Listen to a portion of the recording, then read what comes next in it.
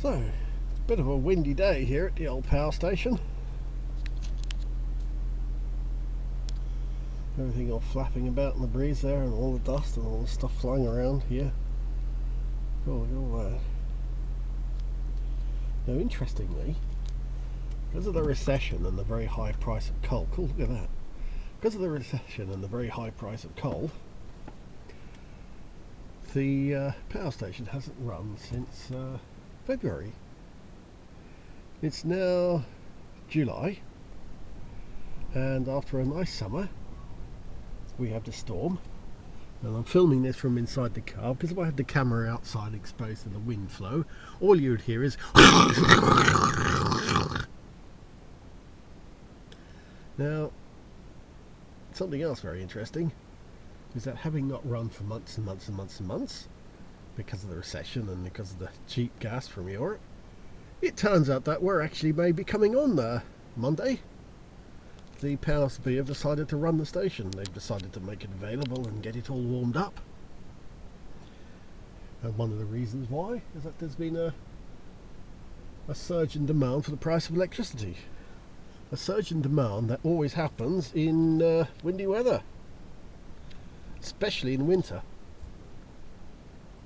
The electricity demand in the winter can go up by as much as 20% in stormy weather. So basically what the country needs is an eco-friendly renewable way of dealing with this wind surge. Can't possibly imagine how we'd do that though. Let me see. A form of renewable energy that cuts in when it's windy. I can't figure that one out at all. I can't possibly imagine what would do that. Oh, you can see there's trees crashing about in the breeze there. Yes, because the thought of having to turn this sort of semi-mothballed power station back on just to cope with some stormy weather, you know.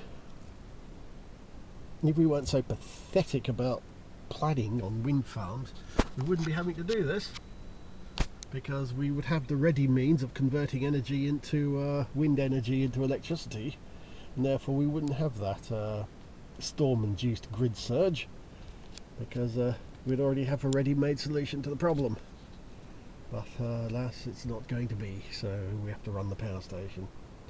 More forward-thinking countries have got far more wind power than we have. We have only got a pathetic 2%, so that of course means that when we get days like this, the weather like this, we have to start running power stations because we don't have the wind energy resources to cut in and take up the slack when the surging stormy weather drives up electricity demand. So this power station is old. It celebrates its 40th birthday next month, and so it's not the most efficient, and and it's predominantly coal-fired, which is a dirty fuel.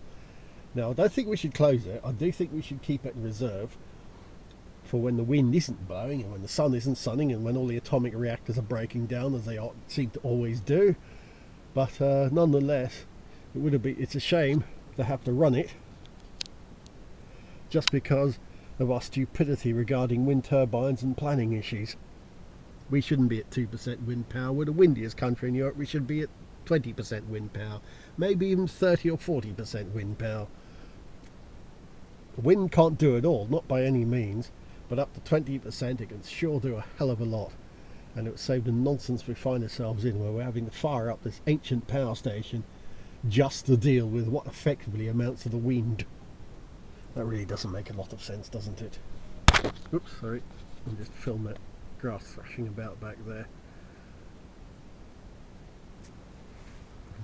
And the big turbulent swirls of wind being directed down by the cooling tower.